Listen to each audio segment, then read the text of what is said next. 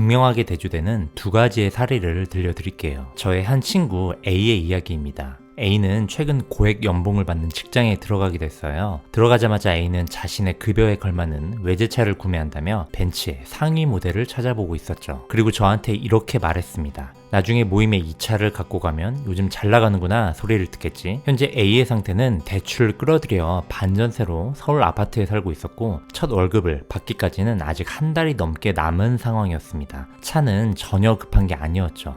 그리고 갚아야 할 빚 또한 분명 있었습니다. 그러나 A에겐 자신이 많은 월급을 받는다는 걸 주변에 알리는 것이 먼저였습니다. 왜냐하면 그동안은 지금까지의 현재 자신이 주변 사람들에 비해 상대적으로 초라하다고 느껴져 왔기 때문이었습니다. 그 느낌을 벗어나는 게 일단 우선순위였죠. 그래서 A는 지금 당장 벤츠가 필요했습니다. 수천억대 자산가인 한 지인분 B의 이야기입니다. 그녀는 모임에 나갈 때면 종종 에르메스 가방을 들고 나갔어요. 그런데 어느 날 불현듯 가방을 들고 나가는 게 귀찮아졌습니다. 왜냐하면 그녀가 수천억대 부자인 걸 모임에 있는 모든 사람들이 이미 알고 있는데 굳이 그녀가 부자인 티를 내기 위해 노력할 필요가 없음을 느낀 것이었죠. 명품으로 치장하는 것이 아무런 의미가 없는 것이었습니다. 이미 그녀가 명품이었기 때문이죠. 그래서 그 다음부터는 모임에 나갈 땐 에코백을 들고 나갔습니다. 그러자 모임에 명품백을 들고 나온 다른 사람들의 상황이 애매해지기 시작했죠. 언니가 에코백을 들고 다니면 우리가 뭐가 돼? 재벌인 그녀가 에코백을 들고 다니는데 재벌이 아닌 자신들이 명품을 들고 그 모임에서 부자티를 내는 것 자체가 아이러니한 상황이 돼버렸기 때문이죠. 결국 나머지 사람들도 이후에는 모임에 명품백을 갖고 나오지 않았습니다. 그리고 그 뒤로 그 모임에서 명품백은 더 이상 보이지 않았다고 해요. 모임에 나가 친구를 만나면 가장 먼저 눈에 들어오는 것이 친구의 겉모습입니다. 특히 오랜만에 만났다면 그가 무슨 차를 타고 왔고 무슨 옷을 입었는지 무슨 가방을 들었는지 무슨 시계를 찾는지가 눈에 먼저 들어오죠. 그것이 그 친구가 어떻게 살고 있는지를 보여주는 첫 번째 지표이기 때문인데요. 바꿔 말하면 그러한 지표에 관심을 갖게 되는 이유는 그 지표 말고는 사실 그 친구가 어떻게 살고 있는지 알 길이 없기 때문이기도 합니다. 그 지표로서만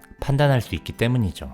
그리고 많은 질문들을 하게 됩니다. 차는 언제 산 거야? 옷은 어디 거야? 가방 진짜 예쁘다. 비싼 시계 찾네. 잘 나가는구나. 그런데 만일 그 친구가 유명한 셀럽이 되었거나 또는 일하고 있는 분야에서 성공을 한 이후 그 모임에 나왔다면 당신은 그 친구에게 무엇이 가장 궁금할까요? 여전히 그의 거칠애일까요? 그렇지 않죠. 가장 먼저 궁금한 것은 바로 그 친구의 스토리일 겁니다. 그의 스토리라는 것은 그의 생각 또는 내면을 뜻합니다. 이전에는 그의 거칠애가 주요 관심사였다면 이제는 그의 내면의 이야기가 주된 관심사가 된 것이죠. 바로 그의 내면의 가치가 명품이 되었기 때문입니다. 당신이 만일 세계에서 가장 영향력 있는 일론 머스크를 만난다면, 그래서 그에게 질문할 기회가 주어진다면 그의 옷이 어느 브랜드인지, 그의 차가 얼마짜리인지, 가방은 어디서 샀는지를 물어볼까요? 그런 질문을 하는 시간조차 아까울 겁니다. 왜냐하면 일론 머스크의 생각이 최고의 브랜드이기 때문이죠. 어떤 비싼 명품도 그보다 값지지 않기 때문입니다. 반대로 생각해보면 일반적인 사람들이 왜 명품에 집착하는지 알 수 있습니다. 왜 명품으로 부자인 티를 내려 하는지 알 수 있습니다. 빚을 내가면서까지 말이죠.